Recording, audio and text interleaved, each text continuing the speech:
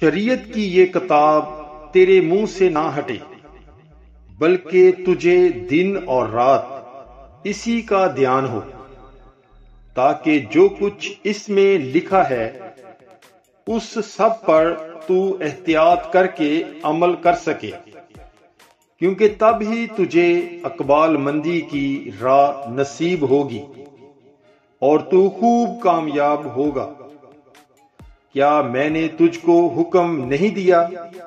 سو مضبوط ہو جا اور حوصلہ رکھ، خوف نہ کھا اور بے دل نہ ہو، کیونکہ خداوند تیرا خدا جہاں جہاں تو جائے تیرے ساتھ رہے گا۔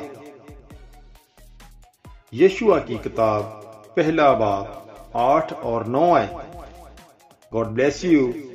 Bible is life.